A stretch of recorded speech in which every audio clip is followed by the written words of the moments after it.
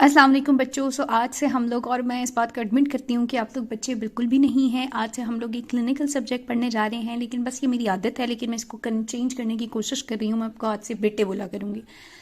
बेटे, आज से हम लोग डिस्कस करने लगे हैं आपका एक क्लिनिकल सब्जेक्ट गायनेकोलॉजी, जो काफ़ी ज़्यादा इंपॉर्टेंट और बहुत इंटरेस्टिंग है। आपको बहुत मज़ा आएगा अगर आप इसको इंटरेस्ट लेके पढ़ेंगे, मजबूरी समझ के नहीं।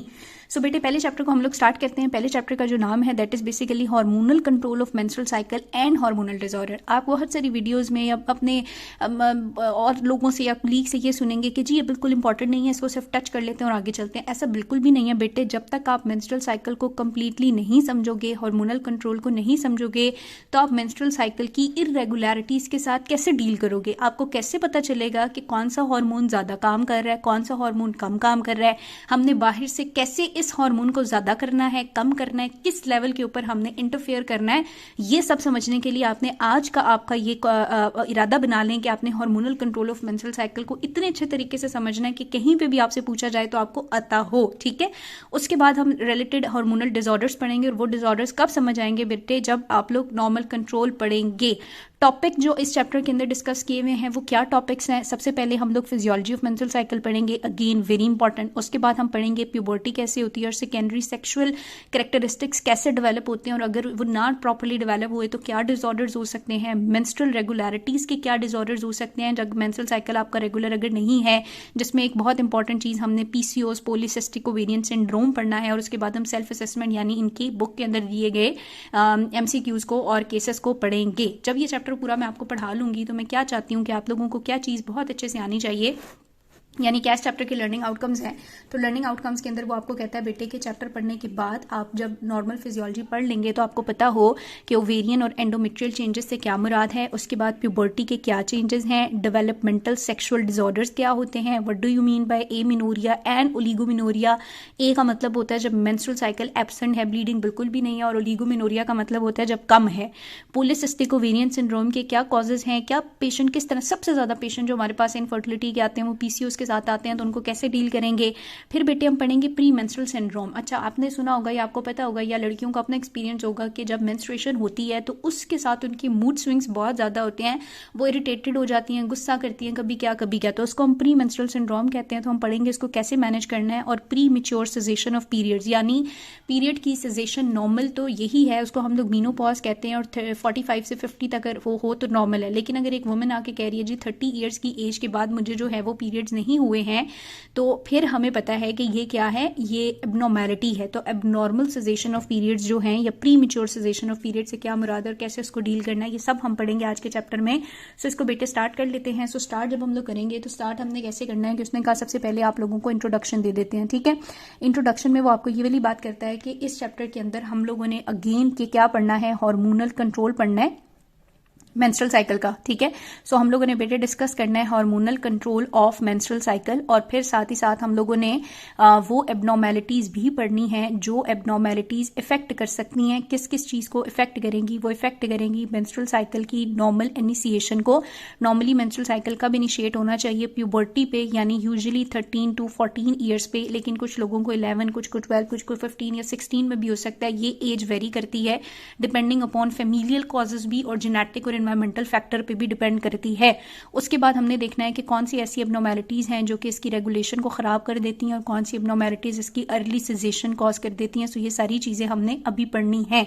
स्टार्ट बेटे करते हैं। सबसे पहला आपका जो टॉपिक है it is physiology of menstrual cycle, यानी हम डिस्कस करेंगे कि मेंस्ट्रुअल साइकिल नॉर्मली किस तरह से प्रोसीड करता है। अब इसके अंदर उसने कहा कि अगर हमने मेंस्ट्रुअल साइकिल, हमें कैसे पता चलेगा मेंस्ट्रुअल साइकिल नॉर्मल है या नहीं नॉर्मल है?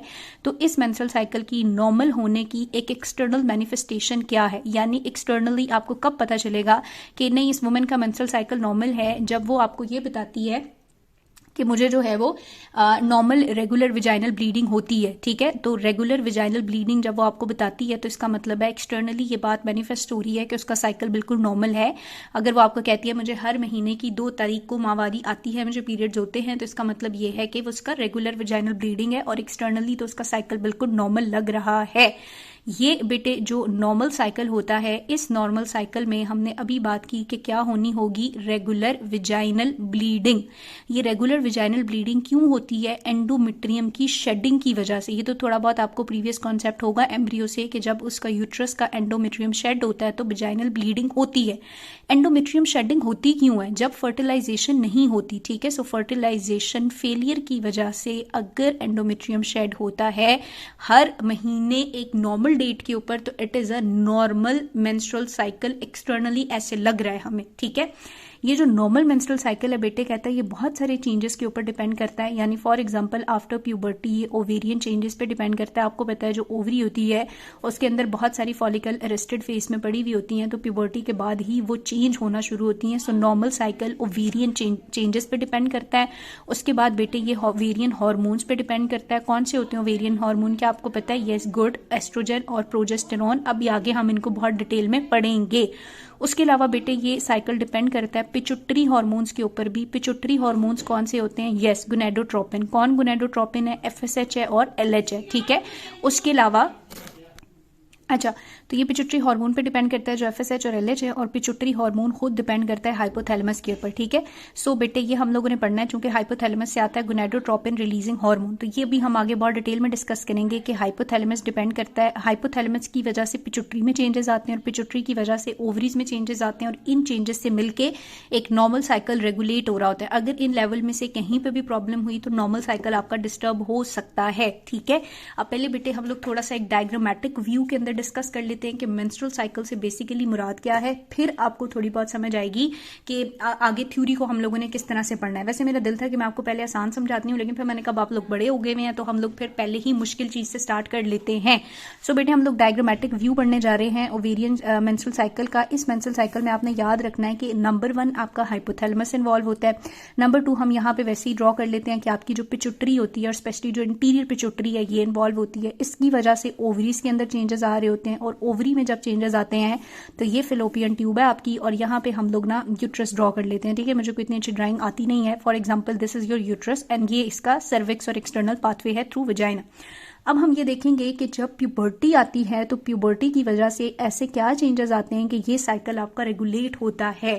थोड़ा सा मुश्किल है, लेकिन मैं साथ साथ आपको रिवाइज कराऊंगी, इंशाल्लाह आपको मुश्किल नहीं लगेगा। सबसे पहले बेटे जो प्यूबर्टी आती है 13 से 14 साल की उम्र में, तो सिग्नल्स कहाँ से स्टार्ट होते हैं? हाइपोथैलेमस से, ठीक है। सो आपने इस साइकिल को बहुत अच्छे तरीके से समझना है। हाइपोथैलेमस से सबसे पहले आपके पास बेटे रिलीज होता है गोनेडोट्रोपिन रिलीजिंग हार्मोन। ये जो गोनेडोट्रोपिन रिलीजिंग हार्मोन है ये एक्ट करता है आके इंटीरियर पिट्यूटरी के ऊपर। This is your interior pituitary theoretically, और यहाँ पे आपके पास होते हैं गोनेडोट्रोप्स, ठीक है। इन गोनेडोट्रोप्स के ऊपर रिसेप्टर्स होते हैं जिन पे गोनेडोट्रोपिन रिलीजिंग हार्मोन आके लगता है। जब लगता है बेटे तो इसने क्या रिलीज करना है आगे से? गोनेडोट्रोपिन रिलीज करने हैं। गोनेडोट्रोपिन कौन से होते हैं? यस वेरी गुड, गोनेडोट्रोपिन आपके पास होता है एफएसएचबी और एलएचबी। तो साइकिल के स्टार्ट में एफएसएच ज्यादा रिलीज होता है, लेकिन बेटे आपने याद रखना है थोड़ा सा ना एलएच भी रिलीज होता है। अब कुछ लोग ये कहते हैं कि पहले एफएसएच होता है, वो वहां पे चेंजेस करता है, फिर उन चेंजेस की वजह से एलएच रिलीज होता है, फिर एलएच आके ओव्यूलेशन करता है। वो बात भी ठीक है, लेकिन आपने अभी समझेंगे आप लोग कि क्यों एलएच का भी थोड़ा थोड़ा रिलीज होना जरूरी है। तो मैं आपको क्या बता रही हूँ कि इनिशियली प्यूबर्टी के लेवल के ऊपर एफएसएच जो है वो काफी ज्यादा रिलीज होगा लेकिन मैं डॉटेड लाइन इसलिए ड्रॉ कर रही हूं, डॉटेड से आप ये समझ लें थोड़ा कम एलएच भी रिलीज हो रहा है, ठीक है। अब एलएच का क्या काम है? एलएच ओवरी के ऊपर ऐसा क्या काम करता है कि इसका थोड़ा थोड़ा रिलीज होना जरूरी है? ये मैं भी आपको समझाती हूँ। सो बेटे ये जो ओवरी है आपको पता है कि जब एक लड़की पैदा होती है तो पैदाइशी तौर पे एम्ब्रियोलॉजिकली जब वो इवन बन रही होती है, माँ के पेट में होती है, तो बहुत सारी ओवेरियन फॉलिकल्स यहाँ पे बन चुकी हुई हैं, ठीक है। अंडे जो हैं या एग्स हैं वो बन चुके हुए हैं और वो अरेस्टेड होते हैं मियोसिस 1 की प्रोफेज पे, ठीक है। ये समझ लो ये सारी की सारी फॉलिकल्स हैं। अब इन फॉलिकल्स के ऊपर at the start of the cycle जब एफएसएच आके एक्ट करता है तो यहाँ से ना एक पूरा कोहार्ट का मतलब होता है ग्रुप, 8 से 10 फॉलिकल्स ना बेटे मैच्योर होना शुरू होती हैं, ठीक है। अब जगह कम है इसलिए मैं सिर्फ यहाँ पे 4 बना रही हूँ। तो समझ लो कि एफएसएच ने आके एक्ट किया और इन पूरे पूल में से ये वाली फॉलिकल्स मैच्योर होना शुरू हो गई। जब ये फॉलिकल्स मैच्योर होती है ना बेटे तो इनके पास ना यहाँ पे 2 तरह के सेल्स होते हैं। एक सेल्स को हम लोग ग्रैनुलोजा कहते हैं और ग्रैनुलोजा से जो बाहर होते हैं उनको हम लोग थीका सेल्स कहते हैं, ठीक है। सो इसके पास 2 तरह के सेल्स हैं। अब आपने ना इस सेल्स के अंदर चेंजेस को बहुत अच्छे तरीके से समझना है, आपके लिए नया कॉन्सेप्ट होगा। तो मैं आपको ये समझा रही हूँ कि दो तरह के सेल्स हैं। नंबर 1 मैं आपको ये कह रही हूँ कि इसके पास थीका सेल्स भी हैं, और नंबर 2 बेटे मैं ये कह रही हूँ कि इस फॉलिकल के पास ग्रैनुलोजा सेल्स भी हैं। ठीक है, अब होता ये है कि ये जो थोड़ा थोड़ा थोड़ा थोड़ा थोड़ा LH रिलीज होता है, ये LH आके इन थीका सेल्स के ऊपर एक्ट करता है, इसलिए LH का थोड़ा सा होना जरूरी है at the start of the cycle. जब बेटे LH थीका सेल्स के ऊपर एक्ट करता है ना, तो इस थीका सेल के पास होता है कोलेस्ट्रोल। ठीक है, वो कोलेस्ट्रोल आगे कन्वर्ट हो जाता है किसमें, एंड्रोजेंस में, in the presence of LH। अब ये जो एंड्रोजन है ना, ये बाहर थीका सेल से सर्कुलेशन में नहीं जाएगा, बल्कि ये अंदर जाएगा ग्रैनुलोजा सेल के पास। जब ग्रैनुलोजा सेल्स के पास ये वाला एंड्रोजन आएंगे बेटे, तो इन एंड्रोजन्स के ऊपर एक्ट करेगा FSH। ठीक है, क्या एक्ट करेगा, FSH एक्ट करेगा और इन एंड्रोजन से बना देगा एस्ट्रोजन। सो आज तक आपने ये तो सुना होगा ना कि जब FSH आता है तो FSH की वजह से ग्रैनुलोजा सेल्स मैच्योरेशन के साथ साथ ग्रैनुलोजा सेल एस्ट्रोजन बनाते हैं। तो थोड़ी सी चीज सिर्फ ये ऐड हुई कि वो एस्ट्रोजन कैसे बनता है। तो पहले LH बेटे एक्ट करता है थीका सेल्स पे, और थीका सेल्स में से बनता है एंड्रोजन, फिर उस एंड्रोजन के ऊपर FSH एक्ट करता है और वो बना देता है एस्ट्रोजन। तो अब आपको समझ आ गया कि थोड़ा सा LH हमें क्यों चाहिए था। क्लियर, ये एक नई चीज थी। अब जो एस्ट्रोजन बन गया ना बेटे, अब आपने ये समझना है कि उस एस्ट्रोजन के ना दो इंपॉर्टेंट फंक्शंस हैं। क्या हैं, दो इंपॉर्टेंट एस्ट्रोजन के फंक्शन हैं। एस्ट्रोजन क्या करता है, एस्ट्रोजन नंबर 1 आपके पास फीडबैक रिस्पॉन्स प्रोवाइड करता है, और ये फीडबैक रिस्पॉन्स बहुत ज्यादा जरूरी है। नंबर 2 यही एस्ट्रोजन बेटे यूट्रस के ऊपर एक्ट करता है, और जब ये एस्ट्रोजन यूट्रस के ऊपर एक्ट करेगा तो इस यूट्रस के अंदर ना प्रोलिफरेटिव चेंजेस आना शुरू हो जाएंगे, यानी इसकी जो लेयर्स हैं वो फैलेंगी, प्रोलिफरेट करेंगी। ठीक है, तो ये जो चेंज आया है it is known as proliferative phase. तो अब आपको मैं दोबारा से सारा रिलेट कराती हूँ, और ये प्रोलिफरेटिव फेज किसकी वजह से है, एस्ट्रोजन की वजह से, ये आपने याद रखनी है। ठीक है, सो एस्ट्रोजन जो है वो यूट्रस के ऊपर एक्ट करेगा और यूट्रस के अंदर क्या आ जाएगी, प्रोलिफरेटिव फेज आ जाएगी। तो यहां से हमें समझ आया कि कैसे हाइपोथैलेमस और पिट्यूटरी और ओवरी और यूट्रस आपस में रेगुलेटेड है first half of the cycle में।